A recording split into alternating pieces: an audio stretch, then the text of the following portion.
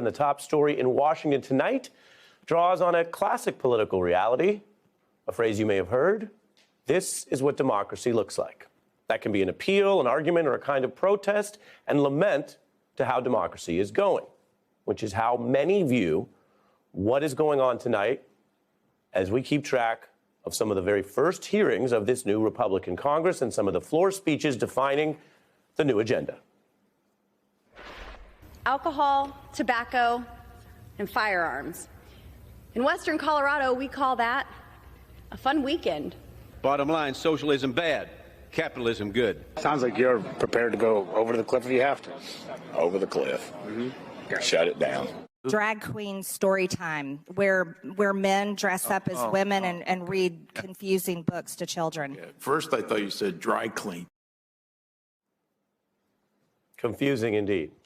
Now, in all fairness, selected rhetoric or a few sound bites need not define an entire party. You could take other eras in history, find a couple sound bites, and that wouldn't be the whole story. But the spats that we're seeing at the hearings, the often bizarre and sometimes quite downright hateful speeches, the talk of hijacking the nation's debt, these are, according to nonpartisan reports, the main things that Republicans have been doing so far in what is becoming their first month on the job. Reports that the House under this Republican leadership is actually off to a spectacularly slow start if you measure by bills passed, some dubbing it a Seinfeld Congress about nothing. Some of the party's most vocal winners in that speaker clash are using their new powers to do basically nothing, dredging up culture debates that actually date back decades, like demanding extra recitations of the Pledge of Allegiance. You don't need to change the party rules to ask to say the Pledge of Allegiance again, and I'm not sure who exactly it helps, although here on The Beat, we love the Pledge of Allegiance. Now, it ain't serious, and it ain't supposed to be. And let me be clear again. There are serious and legitimate debates to be had, including within divided government. Take immigration. President Biden is struggling with both the human rights questions about how we treat people, all human beings, as well as border security. You can have a real debate about that, and you can have elections where people come in and say we want to push or pull on what this administration's doing. All fair game. House oversight could even be constructive, I know, in theory. But that's not what these top Republicans are doing. I'd love to tell you a story about some sort of collective governing. And if it happens, I will. But here's what they are doing. Admitting the partisan plot in advance. Not trying to do border security or immigration reform, but openly talking about impeaching Biden's main border appointee before doing any work or fact-finding, which tells you that it's not about the border, really. It's about getting the I word and getting the payback and getting the impeachment going.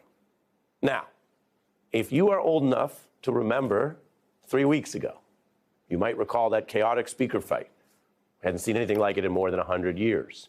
You might recall the swampy secret deals cut that are still being exposed. And we on this show will work to get you the facts about that so you can know what your government's up to. There was one Republican House member who just admitted on this program to a secret deal and then asserted he lost his copy of the deal he so proudly reached.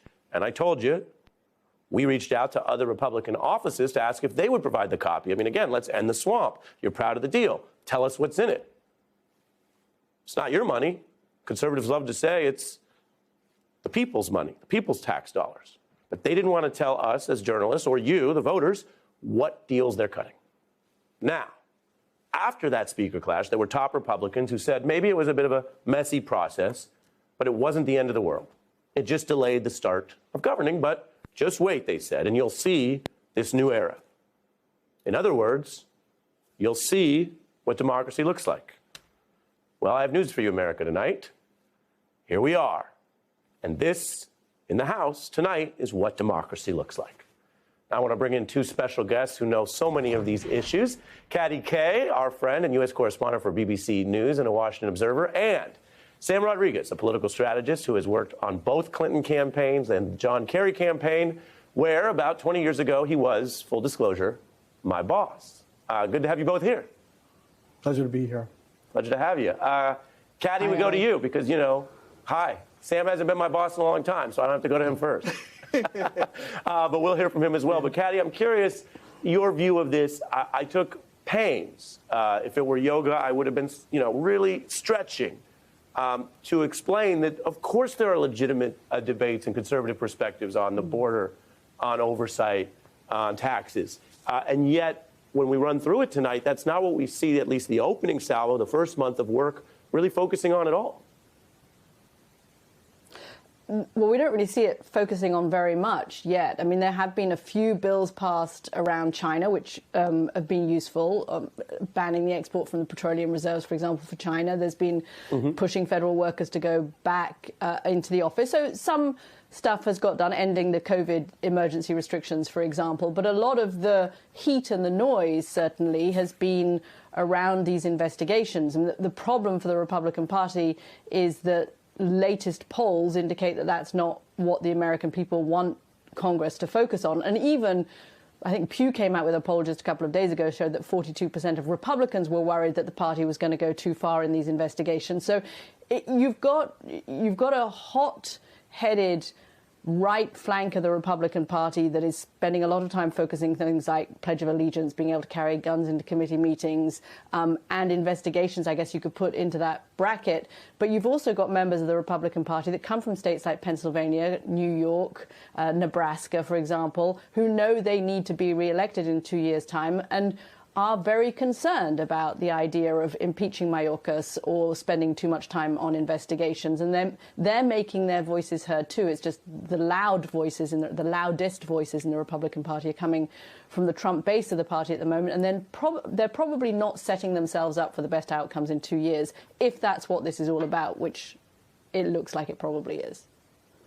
Yeah, no, you say that very fairly and with details, which we appreciate, Katy. And if it's politics, then, Sam, that goes to the question of, is it effective politics? They had a disappointing midterms, and a lot of this stuff, from a distance, it looks like small ball. I mentioned in the introduction the campaigns you've worked for. You're someone who's been out in the field, in the States, not a D.C. political person. Does this stuff, you think, play well out in the real world? 20 years ago, Kevin McCarthy was in the California Assembly. He was viewed as pretty much a liberal moderate. One can say so. We don't recognize Kevin McCarthy.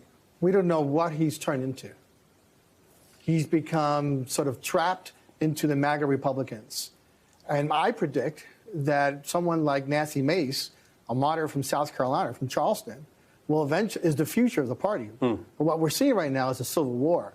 What they're doing today, especially today, it's not a democracy process. It's really shameful.